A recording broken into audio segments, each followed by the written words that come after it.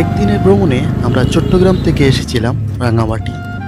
রাঙামাটি এসে আমরা প্রথমে যাই ঝুলন্ত ব্রিজে। ঝুলন্ত ব্রিজ দেখা শেষে এখন আমরা যাচ্ছি রাঙামাটির আরও একটি পর্যটন স্পট পলুয়েল পার্কে।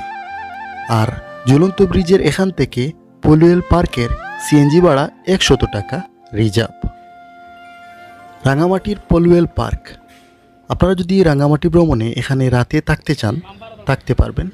এখানে কটেজের ব্যবস্থা আছে। থাকার জন্য কত টাকা খরচ সেই সম্পর্কে ইনফরমেশন একটু পরে আপনাদেরকে জানাবো। রাঙামাটির পলুয়েল পার্কে যেখানে এন্ট্রি ফি হচ্ছে 40 টাকা করে। আমরা এখন পার্কের ভিতরে প্রবেশ করব। এখানে আরও অনেকগুলো রাইড আছে।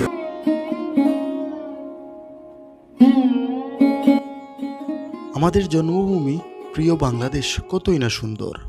বাংলাদেশের সৌন্দর্যগুলো ভ্রমণ করলে খুব কাছ থেকে দেখা যায় আর বোঝা যায় আসলে বাংলাদেশ কতই না সুন্দর। বন্ধুরা, রাঙামাটি এসে রাঙামাটির সৌন্দর্যগুলো দেখে অনেক বেশি ভালো লাগলো। এই পলুয়েল পার্কের ভিতরটা আসলেই খুবই চমৎকার।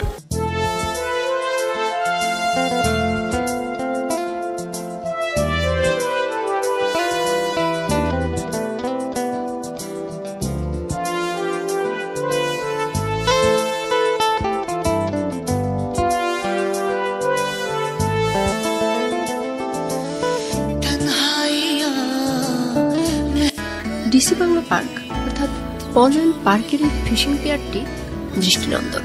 এখানে দাঁড়ালে কাপ্তাই লেকের দৃশ্য বেশ ভালোভাবে উপভোগ করা যায়।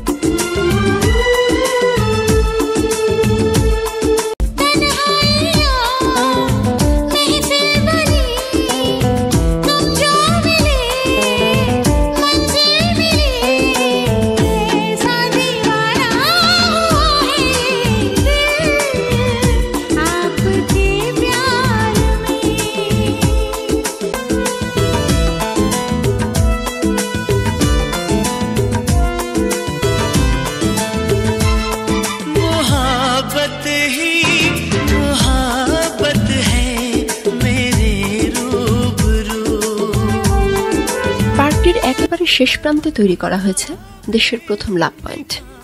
এই লাভ পয়েন্ট তৈরির পেছনে একটি মর্মান্তিক সত্য গল্প আছে। আমেরিকা প্রবাসী আলাউদ্দিন পাটোয়ারি এবং তার সদ্য বিবাহিত স্ত্রী আইরিন সুলতানা লিমা 2014 সালে রাঙামাটি ভ্রমণে আসেন। কাপ্তাই লেকে ঘোরার জন্য ইঞ্জিন চালিত নৌকা ভাড়া করেন তারা। দিনটি ছিল 19 মার্চ। বসন্তের রৌদ্র ঝলমল দিনে সাধারণত ঝড় বৃষ্টি তেমন হয় না। সেদিনও নীল আকাশ জুড়ে ছিল সাদা মেঘের খেলা। তাদের নৌকাটি লেকের বিভিন্ন স্পট ঘুরে পলুয়েল পার্ক সংলগ্ন এলাকা দিয়ে চলছিল। পরন্ত বিকেলে লেকে বাতাসের বেগ একটু বেশিই থাকে। বসন্তের সেই বাতাস কখন যে দমকা হাওয়ার রূপ নিয়ে এক টুকরো ঝোড়ো মেঘ উড়িয়ে নিয়ে আসে কাপ্তাই লেকের আকাশে, কেউ বুঝে উঠতে পারেনি। সেদিনের এই মেঘ শুধু কাপ্তাই লেকের আকাশেই জমেনি, জমেছিল নবদম্পতির ভাগ্যাকাশও।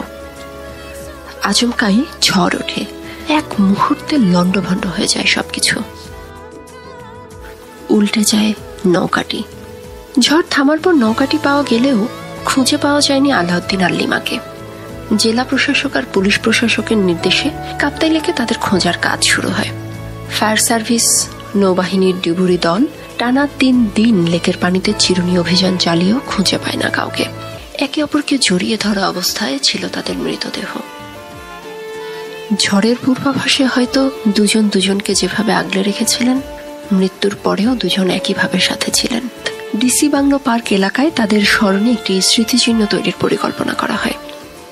এই পরিকল্পনা থেকেই দেশের প্রথম লাভ পয়েন্ট স্থাপনা তৈরি করা হয় এখানে। উদ্বোধনের পর জনাব নববিক্রম কিশোর ত্রিপুরা এবং তার সহধর্মিনী অনামিকা ত্রিপুরা লাভ পয়েন্টের তালা লাগিয়ে চাবি কাপ্তাই লেকের পানিতে ছুঁড়ে ফেলে লাভ পয়েন্টের লাভ ব্লক কার্যক্রমের সূচনা করেন। আচ্ছা, আসসালামু আলাইকুম, সবাইকে অনেক অনেক শুভেচ্ছা জানাচ্ছি। সবাই মনে হচ্ছে একটু ব্যস্ত আছেন, তাই নাকি? বসে থাকলে কিন্তু হবে না, কোনো রাগারাগি চলবে না, মজা করতে হবে, ঠিক আছে?